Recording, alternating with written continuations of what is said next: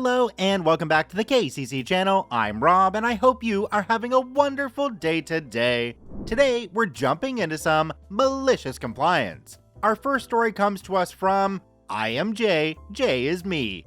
Don't want to sit inside even though a storm is coming? Okay, let's jump right in. This happened to me a few years ago and I just remembered it recently. I was working at a restaurant waiting tables in a very affluent area on the Jersey Shore. We had our fair share of entitled people who were under the impression that if you throw enough money around, you can do whatever you want and treat people however you want. And when your income depends on their tips, you kind of just have to deal with it. The restaurant had an outdoor dining and bar area that overlooked the ocean with an amazing view. During the summer, this was pretty much where everyone wanted to sit rather than our indoor dining area. And for anyone who works someplace with outdoor dining, you know the one monkey wrench that can ruin a very profitable dinner shift, the weather. No matter how accurate the forecast says it's going to be, you can never know for sure. For the most part, we never had an issue, because if it started to abruptly rain, there would usually be more than enough room inside for all the people who were sitting outside to move in. It's usually a cluster F to keep track of which table moved where, but we always handled it without any issue. Until that one day. We had a large party booked one day in our indoor area that took up more than half our tables, a 50th birthday I believe, so our indoor capacity was limited, and even on top of the party, there were customers who were weary about the weather, so they decided to sit inside also. And then, more and more people started sitting outside. My manager did a quick assessment and realized that if it started raining, we would barely have enough room inside to accommodate everyone who was sitting outside. He told us we had to stop seating our outdoor area and to start recommending to our outdoor tables to move inside because of the impending weather to be on the safe side. Everyone's weather app was saying there was a downpour coming up the coast. Everyone was okay with it, except I had a table of 9 people who seemed fairly middle-aged and very wealthy. Margaritas with top shelf tequila, gaudy looking jewelry, etc, etc. Each end of the table seemed to be in their own conversation, not paying attention to the other. Upon hearing about the incoming rain, I go to the woman who I thought was in charge. She had the fakest tan of them all, and I tell her, let's call her Karen, "Ma'am, I'm really sorry, but because of the weather coming in and our limited seating inside, I'm going to have to move you folks inside so you don't get caught in the rain." This Karen is so entrenched in her conversation, she doesn't even register that I, a lowly waiter, was talking to her. So I try again. "Ma'am, I'm sorry for interrupting, but..." She cuts me off exasperated. What? What are you saying?" I began again. "Ma'am, I'm sorry, because of the weather coming and our inside filling up, we need to move you inside. We have a table ready for you. I can move all your drinks and everything for you." She snaps back with, "The only reason we came here was to sit outside. We'll deal with the weather." I realize she doesn't grasp what I'm saying, so I try again. "Ma'am, just in case the..." And then she goes from 0 to 100 and yells, "We'll effing deal with it." She yelled so loudly that the people on the other half of her table heard. They didn't hear our prior exchange, but only heard her outburst and went back to their conversation, assuming this must be normal behavior for her. She wants to deal with it on her own? You got it. So I began to take their order. Filet mignons, a few lobster tails, expensive crap. I put the order in and I look back and all the other tables have moved inside because they were all rational human beings. And my table of 9 entitled jerks were the only ones out there. I heard the leathery looking Karen say to the rest of the table, "Wow, we have the entire patio to ourselves. What luxury." After a while, I looked inside and saw that the table I had held for them was taken by another party that had just walked in, the last table available. And just as the last butt hit the seat, I felt the best feeling I possibly could have felt at that moment. A glorious raindrop tap on the top of my head. Oh, sweet glory. Within seconds, it went from beautiful blue skies to torrential downpour. Everyone at the table grabbed their drinks, a little watered down at this point, and ran inside. After they shook themselves dry, they looked around and realized there was nowhere for them to sit. Most of them looked dumbfounded, like a lost child in a supermarket. Karen makes a beeline to me and screams, "We need a table." I reply, "I'm sorry, ma'am. We're fully seated and on a wait for our indoor seating."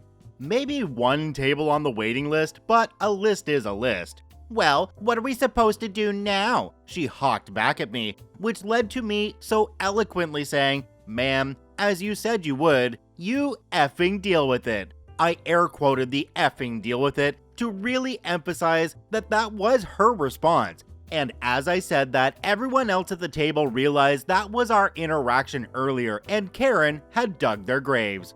I felt bad for most of them because if they had all known the circumstances, they probably would have convinced Karen to move in, but after she raised her voice and cursed at me, all bets were off. And as serendipity would have it, at that moment, their food came out and we handed it to them. There they were, 9 people in damp clothes, holding a Cosmo in one hand and filet mignon in another with nowhere to sit and eat.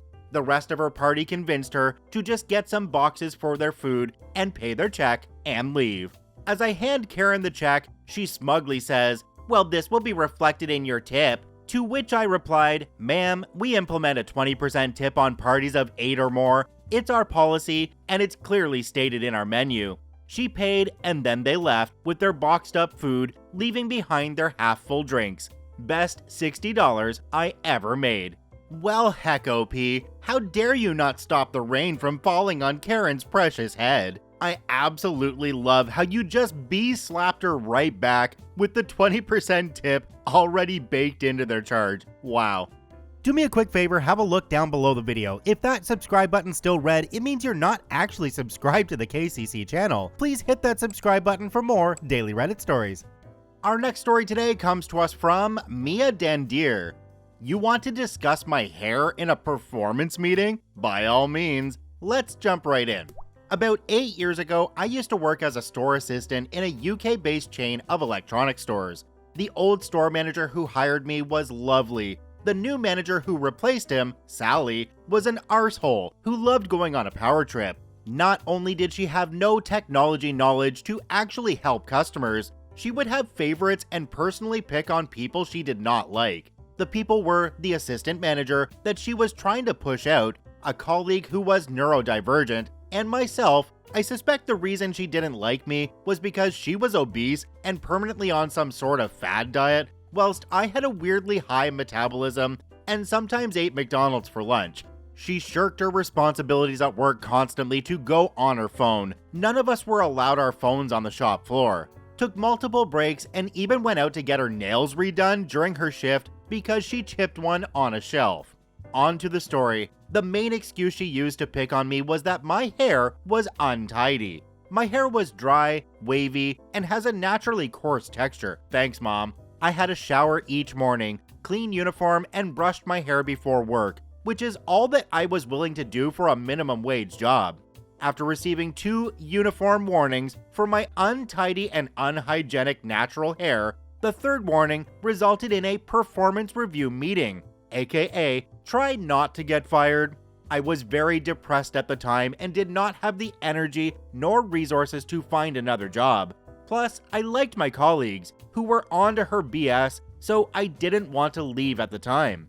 The assistant manager briefed me on what would happen during the meeting and told me that he would need to ask me some pre-assigned questions, and Sally would need to transcribe everything said down into my personal file. Cue malicious compliance. Sally had these long, fake nails that made it difficult for her to type. The meeting was meant to last 20 minutes max. The night before, I prepared everything I was going to say about how my hair was naturally wavy and coarse, with strong hints about racial discrimination thrown in. I'm Southeast Asian. Humorous anecdotes about how difficult my hair has been to manage, and my entire hygiene routine in step-by-step detail.